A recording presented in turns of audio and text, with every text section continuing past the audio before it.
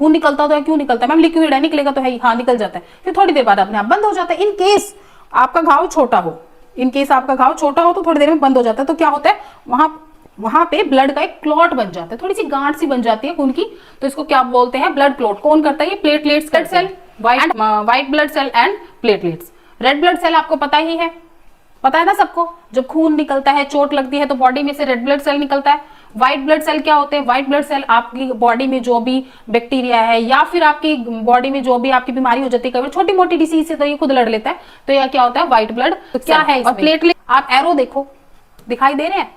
यहाँ पे क्या लिखा हुआ है? यहाँ देखो, ये हार्ट है, ये बॉडी है, ये लंग है। हार्ट क्या कर रहा है? ऑक्सीजन को लेके जा रहा है बॉडी में। हार्ट क्या करता है? पंप कर देता है ऑक्सीजन को, और ऑक्सीजन पूरी बॉडी में डिस्ट्रीब्यूट हो जाती है। उसके अभी तक जितने आर्टिकल्स कराए थे, आई होप सबको अच्छी तरह से समझ में आ गए होंगे। आज के आर्टिकल का नाम है ट्रांसपोर्टेशन। ट्रांसपोर्टेशन क्या होता है? Transportation is defined as the movement of substance from one place to another. Transportation as in English, जो आपको पता है कि ट्रांसपोर्टेशन क्या होता है, यहां से वहां जाने के लिए जिस भी मीडियम का यूज करते हैं वो ट्रांसपोर्टेशंस होते हैं। तो साइंस में भी सेम थिंग है। ट्रांसपोर्टेशन क्या होता है? एक प्लेस से दूसरे प्लेस पे जाना क्या कहलाता है? ट्रांसपोर्टेशन। पर ह्यूमन बॉडी में ट्रांसपोर्टेशन क्या होता है? ट्रांसपोर्टेशन किया जाता है न्यूट्रिशन का, वाटर का, ठीक है, और अदर सब्सटेंस का ट्रांसपोर्टेशन, ऑक्सीजन का, कार्बन डाइऑक्साइड का, वाटर का, अनवांटेड सब्सटेंस का बॉडी में से बाहर निकालने के लिए, इन सबको क्या कर रही है? ये सारी बॉडी के अंदर मूव कर रहे हैं। वो किस कैटेगरी में आते हैं? ट्रांसपोर्टेशन की कैटेगरी में आते हैं। तो ट्रांसपोर्टेशन क्या होता है? Movement of the nutrition, water, unwanted substance, carbon dioxide, oxygen and other substance move from one place to other in the body is transportation. इतना समझ में आ गया? ट्रांसपोर्टेशन में क्या करना है हमें? ये सारा काम करता कौन है? ट्रांसपोर्टेशन का सारा काम ब्लड करता है। ट्रांसपोर्टेशन कौन करता है? बॉडी के अंदर ब्लड। ब्लड क्या है? ब्लड क्या है? कैरियर है। Blood is the carrier of oxygen, of nutrition, of water, ठीक है। इन सब को मूव करने में कार्बन डाइऑक्साइड का भी कैरियर कौन है? ब्लड ही है, न्यूट्रिशन, ठीक है। तो ब्लड कितने टाइप का होता है? Cellular components, red blood cell, white blood cell and platelets. Main यही होते हैं। ब्लड 3 तरह का होता है, red blood cell, white blood cell and platelets, ठीक है। Second is plasma. प्लाज्मा क्या होता है बेटा? जो 92% वाटर होता है। Plasma is the liquid medium in our body, ठीक है। तो और कुछ नहीं है प्लाज्मा में, बस इतना याद रखना, ये लिक्विड होता है। 92% क्या होता है इसमें? वाटर होता है। और ब्लड में क्या होता है? Red blood, white blood and platelets, 3। तो आप इसको डायग्राम की हेल्प से भी कर सकते हैं। आपको जो करना है, RBC, WBC and platelets,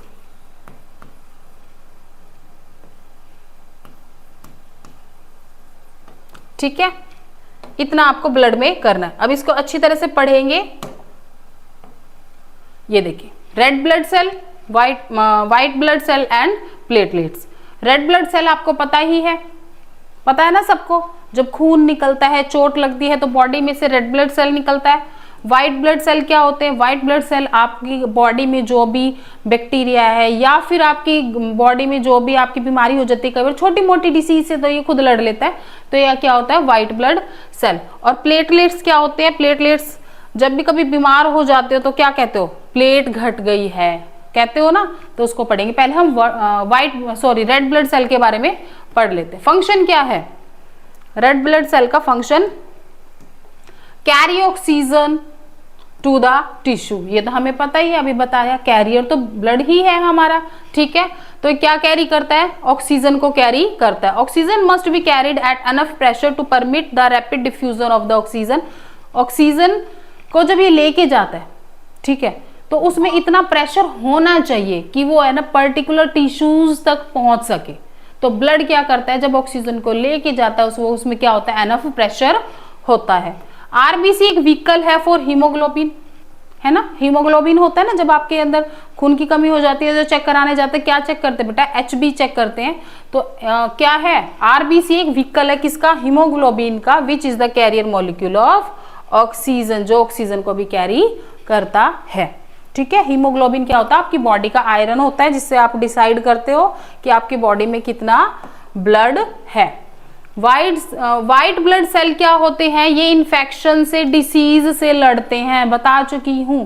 red blood cell क्या होते हैं? कैरियर्स होते हैं, किसके? ऑक्सीजन के। और ये व्हाइट ब्लड सेल क्या होते हैं? आपकी बॉडी में डिसीज है, छोटी मोटी इन्फेक्शंस हैं, उससे लड़ते हैं, ठीक है।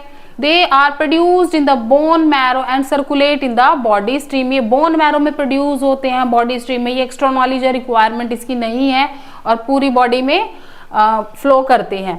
और ये वायरस और बैक्टीरिया से लड़ते हैं। काफी सारी की डिसीज स्पेसिफिक फंक्शन है इनके, जो कि बॉडी में किसी भी तरह की एंटीबॉडीज भी कहलाते हैं। हमारी बॉडी के क्या है? एंटीबॉडीज, और अटैक करते हैं इन्फेक्टेड सेल को। आपकी बॉडी में कुछ भी छोटी मोटी, मतलब कई बार क्या होता है, आप मेडिसिन भी नहीं लेते, ठीक हो जाते हो। रीजन क्या है? आपकी बॉडी में जो व्हाइट ब्लड सेल है वो क्या करते हैं? इन्फेक्शन से, डिसीज से, बैक्टीरिया से एट दैट मोमेंट खुद ही लड़ लेते हैं। हमारी बॉडी खुद को हील कर लेती है। क्यों? क्योंकि हमारी बॉडी में क्या है? व्हाइट ब्लड सेल है जो कि क्या करते हैं? डिसीज से लड़ते हैं, ठीक है। अब हमारे पास तीसरा पार्ट बच गया ब्लड का, प्लेटलेट्स। प्लेटलेट्स क्या होते हैं? ब्लड क्लॉटिंग में हेल्प करते हैं। प्लेटलेट्स किस में हेल्प करते हैं? ब्लड क्लॉटिंग में। कई बार हाथ कट जाता है आपका, हाथ कटने के बाद क्या निकलने लग जाता है? खून निकलने लग जाता है। क्यों निकलता है? खून निकलता तो है, क्यों निकलता है? मैम लिक्विड है, निकलेगा तो है ही। हाँ, निकल जाता है, फिर थोड़ी देर बाद अपने आप बंद हो जाता है। इन केस आपका घाव छोटा हो, तो थोड़ी देर में बंद हो जाता है। तो क्या होता है? वहां पे ब्लड का एक क्लॉट बन जाता है, थोड़ी सी गांठ सी बन जाती है खून की, तो इसको क्या बोलते हैं? Blood clot. कौन करता है? ये प्लेटलेट्स करते हैं। And help in repair the minor tear on the leaks in the wall of the small blood vessel, preventing loss of blood from the. ये मतलब वही है कि आपकी बॉडी में से जैसे ही लॉस होने लगता है ब्लड में, जैसे ही कहीं से कट लग गया, खून बहना शुरू हो गया, लिक्विड मीडियम है वो तो बाहर जाएगा ही। प्रेशर वाला फिनोमिना जो पहले हम क्लास में कर चुके हैं, वो बाहर निकलना शुरू होगा। तो क्या होता है? प्लेटलेट्स वहां पे ऐसे खून की गांठ जमा देता है, जिसकी वजह से आपके बॉडी में लॉस ऑफ ब्लड नहीं हो पाता। अगर निकलता रहेगा तो सारे निकल जाएगा ना। तो प्लेटलेट्स क्या करता है? वहां पे वो रुकावट बना देता है, ब्लड क्लॉट बना देते हैं, गांठ खून की, जिसकी वजह से ब्लड बाहर नहीं निकल पाता। नॉर्मल प्लेटलेट्स काउंट क्या होते हैं बेटा? 1,50,000 से लेके 4,50,000 तक प्लेट्स होती है हमारी बॉडी में। नेचुरली इतनी होती है। ये चैप्टर जो हम कर रहे हैं, ये आर्टिकल ट्रांसपोर्टेशन का बेटा सारा काम कौन करता है? बॉडी में हार्ट करता है, और हार्ट की हेल्प ब्लड करता है। ब्लड क्या करता है? लेके जाता है। पर ऐसा कौन सा फैक्टर है जो उसको ब्लड को पुश करता है? वो करता है हार्ट। हार्ट पंप करता है ब्लड को, प्रेशर से पंप करता है, और इसीलिए वो सारी बॉडी में क्या करता है? मूव करता है। तो उसमें जो आपकी बॉडी में ये काम होता है, इस काम में कौन हेल्प करता है? 3 तरह की आपकी बॉडी में वेन्स होती है, नसें होती है, arteries, veins and capillaries. Arteries क्या करती है? मैंने कहा ना, बॉडी में से आपकी क्या जा रहा है? ब्लड जा रहा है। कहां से? हार्ट से। पूरी बॉडी में सारी ऑक्सीजन पूरी बॉडी को मिल गई। वापस जब आ रहे हैं तो क्या लेके आ रहा है? Blood, carbon dioxide. कहाँ रिलीज कर रहा है? अगेन हार्ट में जाता है, फिर लंग्स में जाता है, फिर नोज के थ्रू बाहर आ जाता है। तो ये काम करते हैं। इसमें कितनी सारी आपकी वेन्स, आर्टरीज और कैपिलरीज लगती हैं। तो वो कौन सी टारगेटेड साइट पे कौन सी होती है? कहाँ पे आर्टरीज वर्क कर रही है, कहाँ पे वेन्स और कहाँ पे कैपिलरीज वर्क कर रही हैं ट्रांसपोर्टेशन में, वो हम देखते हैं। आर्टरीज क्या है? आर्टरीज ब्लड को लेके जाती है हार्ट से। थोड़ा सा दिमाग लगाओ, आर्टरीज क्या करती है? हार्ट में से पूरी बॉडी में डिस्ट्रीब्यूट कर देती है ऑक्सीजनेटेड ब्लड को। हार्ट में क्या हुआ? ऑक्सीजनेटेड ब्लड आया, निकल के वापस सारी बॉडी को ऑक्सीजन चाहिए, तो वहां तक ले जाने में कौन हेल्प करती है? आर्टरीज। कैपिलरीज क्या होती है? वो बेटा इन दोनों को लिंक करती है। वेन्स कर लेते हैं। Veins carry blood towards the heart, बिल्कुल अपोजिट। ये हार्ट से पूरी बॉडी में जा रहा है, और ये पूरी बॉडी से वापस कहाँ आ रहे हैं? हार्ट में आ रहे हैं ब्लड, ठीक है, बिल्कुल अपोजिट है। A for arteries, A for away. थोड़ा सा लिंक कर लो भाई, याद करना है ना, थोड़ा सा तो आपको रट्टा लगाना पड़ेगा। कुछ लिंक्स बनाओ, कुछ कि आपको ये वर्ड याद रह जाए, फिर तो आप बाकी फर्दर पॉइंट्स बना ही दोगे, ठीक है। अगर आपको ये याद हो गया तो इसका अपोजिट ये होता है वेन्स, ठीक है। तो आर्टरीज क्या होती है, हार्ट से लेके जाती है, तो away from the heart oxygenated blood को। वेन्स उसके अपोजिट है, ये हार्ट में लेके आती है ब्लड को, ठीक है, समझ में आ गया। कैपिलरीज क्या करती है, आर्टरीज और वेन को बीच में से लिंक करती है, ठीक है। कैपिलरीज क्या करती है, लिंक करती है किसको, आर्टरीज और वेन्स को, ठीक है। आगे करेंगे, outer coat is thin, middle coat is thick. Outer coat इसका क्या होता है, थिन होता है, पतला बाहर से, और अंदर से क्या होता है, थिक होता है। अंदर से थिक क्यों होता है, मिडल थिक क्यों होता है, क्योंकि जब भी हार्ट से ब्लड आ रहा है तो वो उसका प्रेशर क्या रहता है, हाई रहता है, इसीलिए वो क्या है, थिक है, ठीक है, समझ में आ गई। जब हार्ट ब्लड को पंप कर रहा है तो उसका प्रेशर क्या रहता है, हाई रहता है। प्रेशर हाई की वजह से उसको मिड में से क्या होना पड़ता है, थिक होता है। वेन्स का क्या होता है, अपोजिट, आउटर कोट थिक होता है और मिडल कोट थिन होता है, क्योंकि जब बॉडी में से आ रहा है तो प्रेशर लो होता है, कोई पंपिंग सिस्टम नहीं है, वो एक फ्लो है प्रेशर वाला, तो वो वहां से बॉडी में से जब हार्ट की तरफ आता है तो प्रेशर क्या होता है, कम रहता है, ठीक है। Outer and middle coat are absent, है ही नहीं, रिक्वायरमेंट ही नहीं है, कनेक्शन का ही तो काम है, ठीक है, ये जरूरी नहीं है। Pure oxygenated blood is passed accept pulmonary, ये पल्मोनरी आर्टरी क्या होता है, प्योर ऑक्सीजनेटेड, आर्टरीज क्या लेके जाती है, बार बार बता रही हूँ इस पॉइंट को, आर्टरीज ऑक्सीजनेटेड ब्लड लेके जाती है बॉडी के अंदर, पर एक केस में अपोजिट होता है, एक्सेप्ट। एक्सेप्ट का मतलब है पल्मोनरी आर्टरी को छोड़ के, क्यों, क्योंकि पल्मोनरी आर्टरी क्या होती है, ये डीऑक्सीजनेटेड ब्लड लेके चलती है। बताएंगे, अगली फिगर है या फिर अगला डायग्राम है, इसको समझाती हूँ, बस इसको याद कर लो। जो प्योर ऑक्सीजन है उसको तो लेके चलती है आर्टरीज, पर पल्मोनरी आर्टरी ही एक आर्टरी अकेली ऐसी है जो डीऑक्सीजनेटेड ब्लड को कैरी करके चलती है। अपोजिट है सेम, ये डीऑक्सीजनेटेड ब्लड को, ये अगर ऑक्सीजनेटेड ब्लड को आर्टरी लेके चल रही है तो आपकी वेन्स क्या है, डीऑक्सीजनेटेड ब्लड को लेके जा रही है, पर एक्सेप्ट पल्मोनरी वेन, ये क्या है, अपोजिट है, ये ऑक्सीजनेटेड को लेके चलती है, ऑक्सीजनेटेड ब्लड को लेके जाती है वेन्स। आर्टरीज ऑक्सीजनेटेड को लेके जाती है, पर पल्मोनरी आर्टरी है वो डीऑक्सीजनेटेड ब्लड को अपने साथ लेके जाती है। अपोजिट है वेन्स का, वेन्स डीऑक्सीजनेटेड ब्लड को अपने साथ लेके आती है, पर इसमें भी एक्सेप्शन है, पल्मोनरी वेन जो है वो ऑक्सीजनेटेड ब्लड को कैरी करती है। इसमें प्रेशर क्या रहता है, हाई रहता है, इसमें लो रहता है, इसमें falling, semilunar valves are absent, not required, ठीक है। Blood pressure is rapid through the arteries, मैंने बताया ब्लड प्रेशर इसमें हाई रहता है, इसमें स्लो रहता है, इसमें ब्लड प्रेशर इज स्लो, इसमें भी स्लो रहता है क्योंकि तो कनेक्शन है, ठीक है। ये दो याद कर लो, तीसरे को बना लेना। इसका याद रखना, A for arteries, away from the heart, oxygenated blood, exception है पल्मोनरी आर्टरी, ऑक्सीजनेटेड ब्लड लेके चलती है आर्टरीज, पर पल्मोनरी आर्टरी क्या लेके चलती है, डीऑक्सीजनेटेड ब्लड। इसमें प्रेशर क्या रहता है, हाई, और इसमें क्या रहता है, स्लो। आसान है। कैपिलरीज क्या करती है, लिंकिंग का काम करती है। डिटेल में भी इसके बारे में बता रखा है, ये पॉइंट्स याद रखना। Arteries carry blood from the heart to the various organ of the body under high pressure. Arteries किस में लेके चलती है, हाई प्रेशर के साथ लेके चलती है, इसलिए उनकी जो वॉल होती है थिक होती है, इलास्टिक वॉल्स होती है, प्रेशर हाई रहता तो एक्सपैंड और कॉन्ट्रैक्शन का काम कर लेते हैं, ठीक है। और bring back to the heart, veins क्या करती है, इसी ब्लड को वापिस आपकी हार्ट तक लेके आती है। जब वो वापिस आती है तो अब उसमें प्रेशर नहीं रहा, ठीक है, इन वन डायरेक्शन, ये कोई दिक्कत नहीं है, वही सारे पॉइंट्स हैं जो आपको करने हैं।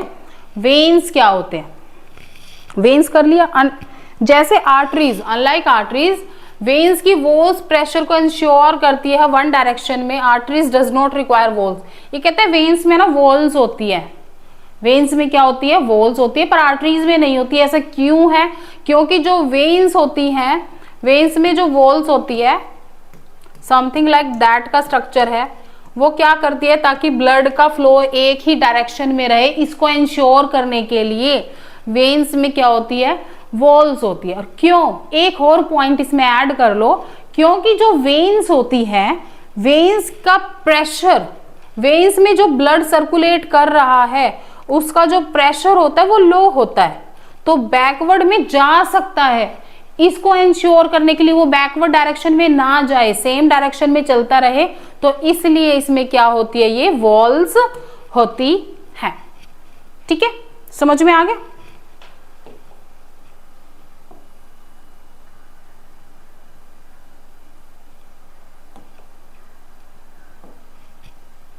लंग्स,